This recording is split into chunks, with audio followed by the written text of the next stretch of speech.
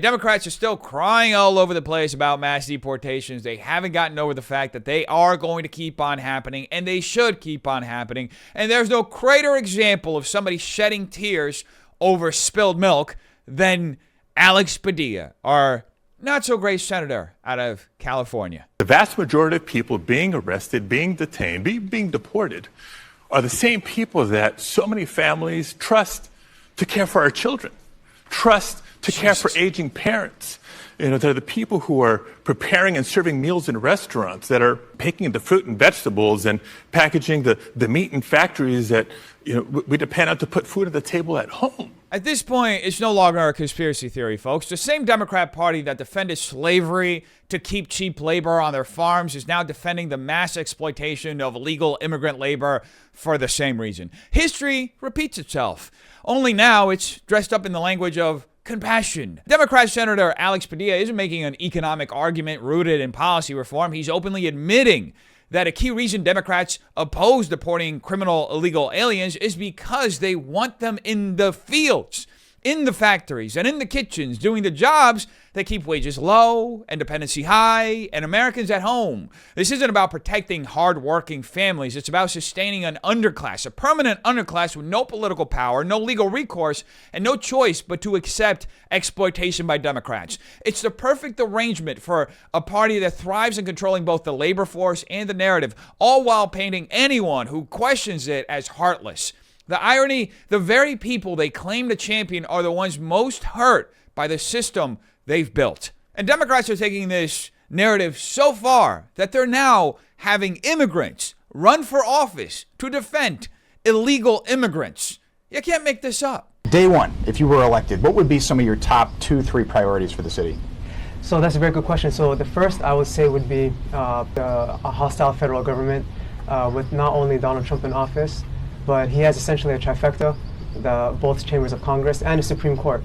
And a lot of our neighbors, especially our undocumented residents, are very concerned. And they should be concerned, and they should also be deported. That being said, folks, I think we should have a rule for elected officials that they must have a clear commitment to following the rule of law, especially if they're immigrants themselves serving in this nation. Now, what Minneapolis mayoral candidate Omar Fateh is saying here isn't just a policy position. It's an open declaration that the laws of the United States should be selectively ignored when they conflict with his ideological priorities. This is where the modern Democrat Party has taken the immigration debate, folks, away from border security, away from public safety, and toward the idea that entire categories of people are above the law if they align with Democrat politics. It's the same sanctuary city logic scaled up to a mayor's office, a political bargain where leaders trade enforcement for activist approval, all while shifting the burden of the consequences onto working class citizens who never signed up to be a part of this social experiment. And when that worldview takes hold, folks, the rule of law isn't just weakened, it's replaced by the rule of this poisonous Marxist ideology. And speaking of communists, Twitch streamer Hassan Piker recently had terrorist sympathizer Rashida Tlaib on his podcast so they could both discuss how much they hate America. It's just been overwhelming. I mean, just watching everything online now, the ICE, thugs, and just hearing all the stories. And I can tell you just images after images. You don't have to be an immigrant. You don't have to be Palestinian. You don't have to be a Democrat or part of a political party. People do not want to continue to watch people fund this kind of extraction. And this kind of violence. Yeah, it's violence. It's amazing to see Hassan Piker, a man who has often carried water for Hamas and other terrorist organizations, sit down with Rashida Tlaib and call ICE raids violence. Imagine that level of hypocrisy, painting law enforcement officers enforcing immigration laws as thugs while ignoring the very real violence those officers face, including a documented 1,000% increase in assaults against ICE officers. This isn't just rhetorical excess, folks. It's part of a broader Democrat strategy to delegitimize any form of border enforcement by framing it as an inherently immoral act, no matter how lawful or necessary it is. That narrative has been incubated into these activist spaces, amplified by sympathetic media, and reinforced in classrooms where oppression religion is defined not by facts, but by ideology.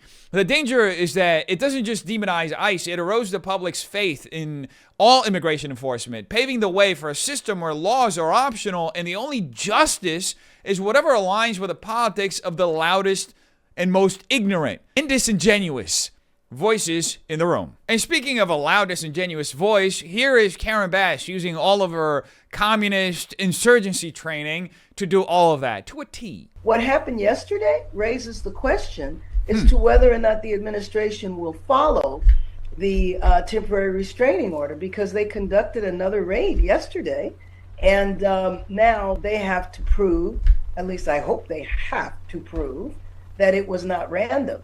But looking at the video, I can't see that it was anything but that, jumping out of a truck and chasing people through Home Depot. That's what they were doing before. The hatred these people have for America is so palpable, it practically drips off every word they speak. Here we have Karen Bass, the mayor of the second largest city in America, overrun with crime, homelessness, and lawlessness, framing lawful federal immigration enforcement as snatching people off the streets with no justification. This isn't just rhetorical sloppiness, folks. It's part of a broader narrative that Democrats have spent years building, where enforcement of immigration law is automatically cast as oppression, and illegal immigrants are reframed as political martyrs of some sort. By painting ICE raids as rogue kidnappings, Bass isn't simply criticizing Trump. She's undermining the very idea the U.S. has a right to control its borders at all. This is the same ideological current that fuels sanctuary city policies, weakens cooperation between local and federal authorities, and places the comfort of lawbreakers above the safety of citizens. It's not about the specific raid she's describing. It's about a worldview where following the law is optional, but resisting it is somehow virtuous. I think it's so important that this is still another phase of an experiment. We have to make sure that this experiment fails. Do you remember the day I came on your show? Wow. And the president said that he had stopped the violence in Los Angeles and he was patting himself on the back? He did. The National Guard hadn't even arrived. That's why I call it performance. It's an act. It is not legitimate in any way, shape, or form. This woman is such a shameless, disgusting weasel of a liar. Not only was there violence when the National Guard arrived, there was violence against the National Guard. I know because I was there. I saw it with my own eyes. In fact, I recorded it and I live streamed it on Instagram. These people think you're stupid. Karen is banking on the idea that if she dismisses federal intervention as a stunt, the public will ignore the fact that Los Angeles was spiraling out of control under her watch. This is the Democrat playbook, folks. Deny reality, downplay chaos, and attack anyone who steps in to restore order as a political opportunist. The real performance here is pretending that doing nothing while communities are gutted by crime, riots, and lawlessness is some kind of principled stand for local control. This is the same woman who's overlooking a city where there's a literal looting every single night for the last 3 months, and she's doing absolutely nothing about it. In fact, the police often shows up after the fact and nobody gets arrested. The truth is, the reason why Democrats keep allowing this kind of BS to happen is because it's about preserving power for them. It's about creating a perpetual state of fear, a perpetual state of crisis. So they always have an excuse to expand government, to blame somebody else, and to eventually allow the city to burn so they have a justification for their communist revolution. At some point, you have to ask yourself,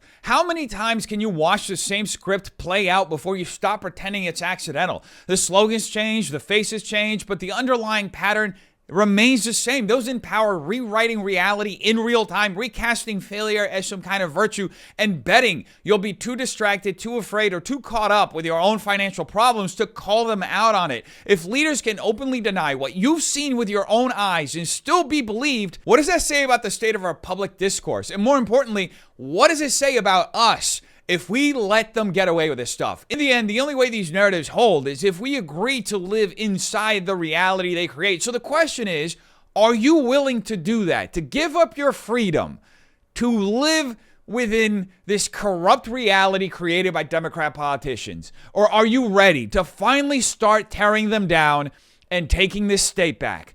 Because it's about time. You tell me what you think in the comments down below. Hope you have a terrific day. Peace.